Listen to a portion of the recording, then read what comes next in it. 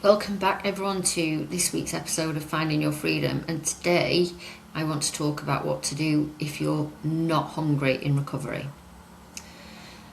So, you've made the big, massive decision, the best decision you're ever going to make in your life, that you want to recover from your eating disorder, but you're suffering from a lack of appetite.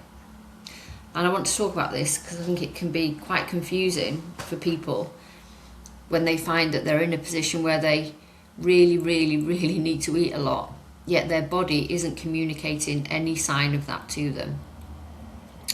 You're committing and you're choosing recovery, and you know, or you've been told, that it's a non-negotiable that your body is going to need food, and you'll know yourself, if you've been restricting for any period of time, that your body absolutely must be hungry, but you're getting nothing.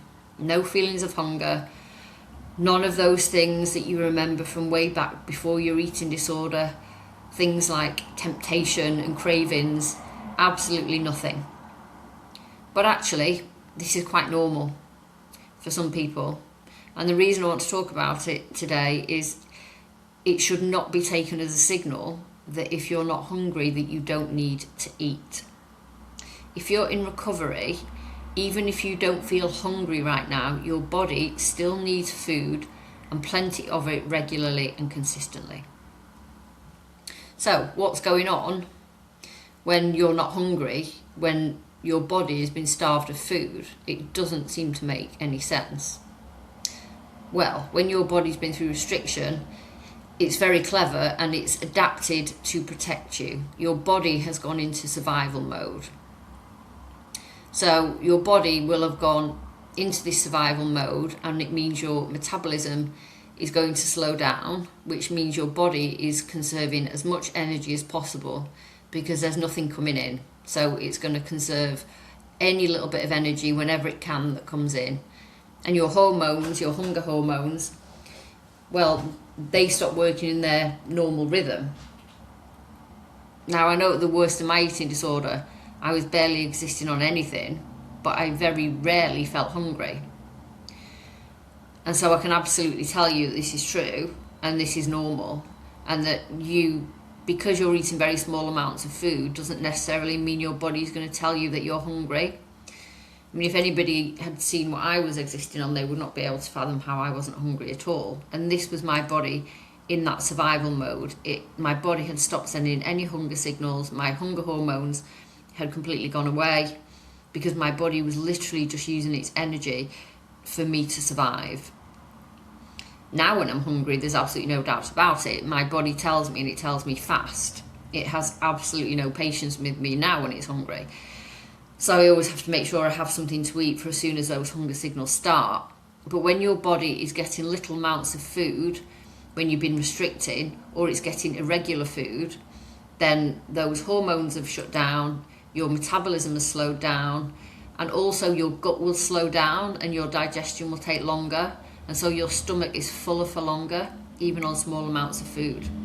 So all of those things are all reasons why you're just not hungry, or why you're getting full very quickly on small amounts of food, because all of those things just need to start working again. They're not working the same way as if you are a person who has, for the last however many years, been eating regularly and healthily. And the last reason maybe you're not feeling hungry from a biological perspective is the brain itself. Why is your brain going to send you hunger messages when it knows you're not going to eat? Your brain basically has had to adapt to a world where food just doesn't arrive regularly or consistently or in any particularly sufficient amount. So it's going to dial down those hunger signals because basically it thinks it's pointless to send them when there's going to be absolutely no response, because that's what happened in your eating disorder when you were in full restriction. So the lack of hunger that you're feeling isn't proof that your body doesn't need food. It's actually the opposite. It's proof that your body is in survival mode in a very restricted state. It's surviving in what it believes is a famine.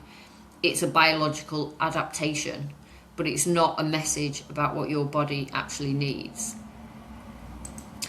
And you may, in your eating disorder and in a period of restriction, firstly not be hungry, but secondly not feel low energy because of that hunger. And I think that's something that kept me trapped in my eating disorder for a long time. I wasn't hungry, so I didn't need to eat, and I also felt physically like I could get on with my day. I didn't feel particularly tired.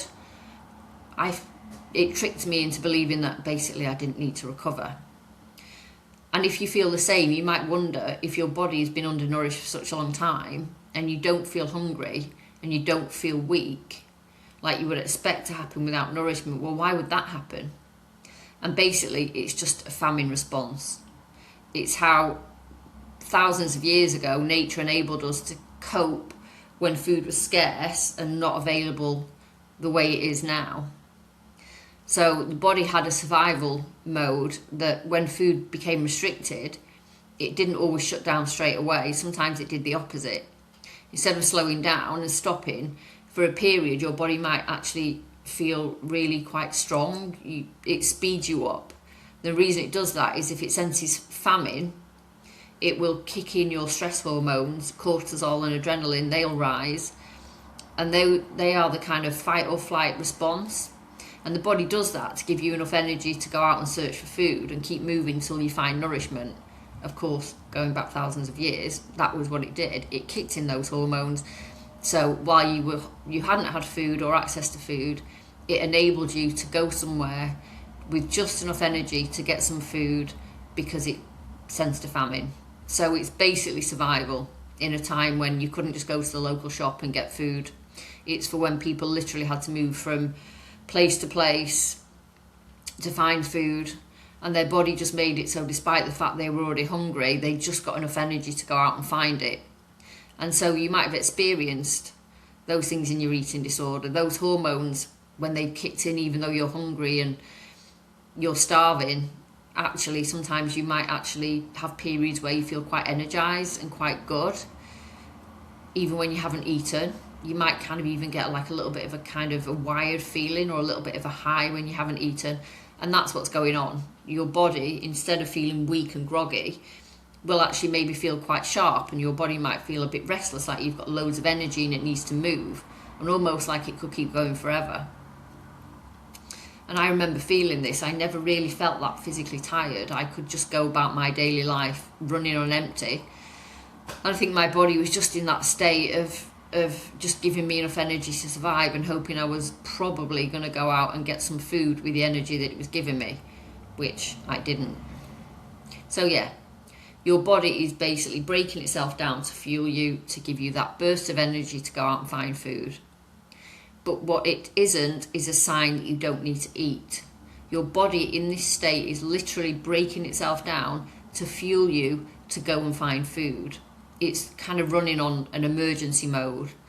So when you get that feeling that you'll think you're fine without food, what's really happening is your body is compensating at a really great cost to your physical health, because basically that energy to get you to food, which is what your brain is trying to do because it thinks there's a famine, is taking your energy from other places in your body. So your bones are thinning, your muscles are wasting, your hormones are shutting down.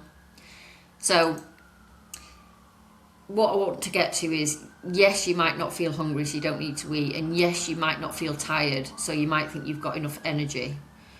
But ultimately, both of those things are not reasons not to eat. They are basically signs that your body is in starvation mode. It is shutting down. So it's more important than ever that you need to start eating anyway. And it's only when you start to eat consistently that really important things are going to happen. So your metabolism is going to switch on, which will have dialed itself down to a really low level, which might be why some people, when they start to eat normally, can gain weight quite quickly. But you need to eat regularly and consistently for your metabolism to start to switch back on. And your hunger and fullness hormones will start to slowly reset, and you will find in time your signals become trustworthy again. I think for me, a couple of months in recovery, I started to get really genuine, what I recognise as hunger signals. And I got them quite often, and I knew exactly when my body was hungry. So they will come back. But until they do, you need to eat. And by eating consistently, that also means your gut is going to relearn how to digest your food efficiently. So a reason you might not be feeling hungry is because food is lying in your gut because your digestion is slow and you are bloated and you feel uncomfortable, but you feel that kind of uncomfortable fullness that isn't really fullness, it's just your digestion isn't working properly. So eating regularly and consistently is going to increase your digestion system, and it's going to make food move through you much more quickly. And again, you'll start to feel more hungry as food moves through your body more quickly. And by eating consistently, your brain is going to start to believe that food is safe and available again, and it will know that it's not pointless to send out those hunger signals. It will send them out, and it will probably send them out strong. And most importantly, your body is going to get what it desperately needs if you are eating while you're not hungry. Your cells, your muscles, your bones, your organs, even if you don't know it, and even if your body is not directly showing you, you will have been damaged from restriction and any other eating disorder behaviours. And all of these processes take time and consistency, and it takes eating sufficient amounts of food regardless of hunger signals. You might think you're eating regularly, but maybe you're not eating enough calories. You might be eating what you think are sufficient calories, but maybe not eating regularly enough for your body to trust the famine is over and send out those hunger signals and to start healing. So you have to eat even if you don't feel like it. The action of eating is going to bring back natural hunger and tell your brain to start healing you. Now I want to add in here, of course, I've said this in lots of my episodes, the eating disorder voice is going to try really hard to make you believe that you don't need to eat if you're not hungry. Because we hear about it all the time, about intuitive eating, that's how people apparently learn to have a healthy relationship with food, by only eating when they're hungry. Well, this is not the time for intuitive eating. It doesn't apply at this stage in recovery. Intuitive eating might be something that works for you later on when you are fully recovered, when you are making healthy choices around food that are based on health and not restriction. But at this stage, this isn't the time for only eating when you're hungry. This isn't the time for intuitive eating. But your eating disorder voice is going to persuade you that if you're not hungry, you don't need to eat. Or it's going to tell you that the salad you've just had is enough because you feel full.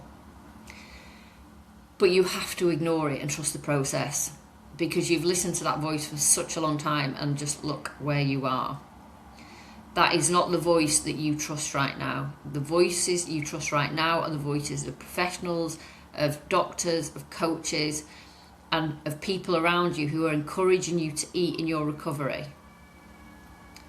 Now, there may also be a belief that when you start to eat regularly, because you've denied yourself food for such a long time, that you're really going to enjoy all of the food you eat, and that you have to enjoy it or feel good about it or get some kind of high or reward from it. And actually that might not happen. Now, of course, I fully encourage you to eat all of the foods that you want and all of the foods that you've craved. Make food choices that are things that you want, because you will then be more tempted to eat even if you're not hungry. But the reality is that you might not enjoy it, or you might not really crave anything initially. But no food is wasted. It is all needed whether you enjoy it or not, and it's all a step towards recovery. And there will come a time when your hunger signals come back in that you do start to really enjoy food in recovery. But for now, with no hunger, it's just about eating it, whether it tastes good or whether it feels good or whether you want it. It's just about eating regardless. So, some practical ways to deal with eating when your appetite is gone. Well, the only thing I can really say, and it sounds very dull, but it's mechanical eating. It's eating when you're not hungry. You do it mechanically, and you do it because I guess you treat food like medicine. And if you think about it, you don't have to crave anything that's good for you. So if you're taking any other kind of medication, so an antibiotic for an infection, you don't have to crave the medication before you take it. You just take it because it's going to make you better. If you think about going to bed, you don't every night have to crave going to bed and crave sleep. You go to bed because you know your body needs a certain amount of sleep to keep you healthy, even if you're not actually completely exhausted and craving sleep. And you don't have to crave water to drink it. You don't have to wait every day until you're absolutely dying of thirst to stay hydrated. You drink water regularly because it's good for you, even if you're not thirsty. So this is the same. You just do it. It's the same principle. In recovery, when you're not hungry, you eat because you have to get healthy. And for some of you, that structured eating plan might help. When I say structured eating plan, I'm not necessarily a fan of food rules for yourself. But when I say structured eating, I don't mean a list of food rules or a diet plan or things you can and can't have. What I mean is that if you are struggling with eating regularly and consistently and eating enough, if you have a plan that you have to follow, a very basic, so you are getting absolutely enough amount of food every day, and you have to follow it whether you're hungry or not, then it might just help to have a structured eating plan. And the thing about the eating plan is, it is the basics. It's the basic amount of calories that you need to have to recover every day. What it isn't is a reason not to eat anything outside that. So you can have your structured eating plan and you can eat everything on it. If you are still hungry, physically or mentally, you still eat outside of the plan. It is not something that, like a diet plan, where you can only have what is on it.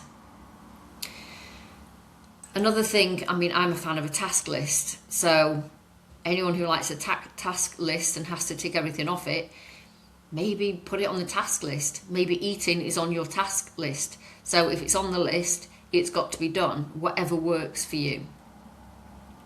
And this is the time for honouring your mental hunger. So you may not be physically hungry, but if you walk past a bakery and see a really nice cake that you like the look of, then buy it. At this stage, no food is too much food. Physically, you might not be hungry. Mentally, if you take advantage of any mental hunger as a reason to eat. So, my final thoughts on this. Recovery means choosing to eat more than feels comfortable. It means choosing to eat more than feels necessary. It means choosing to eat more than feels safe. And it means eating when you're not hungry. And by doing that, you are going to prove to your body that you are serious about healing and that this is going to be your new way of life. So if you're currently in recovery and your appetite is low, please don't let that be the reason you stop eating, but that you start to do things that take away from any momentum that you've had so far in your recovery. Because that lack of hunger is absolutely not a sign that you are done with recovery. It's absolutely not evidence that you don't need food. It's evidence that your body is still adapting from restriction into what is going to be a whole, healthy way of life. So I hope today's episode has helped some of you who were struggling with hunger. Keep going. Keep one day at a time. Every day that you manage to eat when you're not hungry is a step towards recovery. And if anything resonated with anybody or you need some help, then please do reach out for support.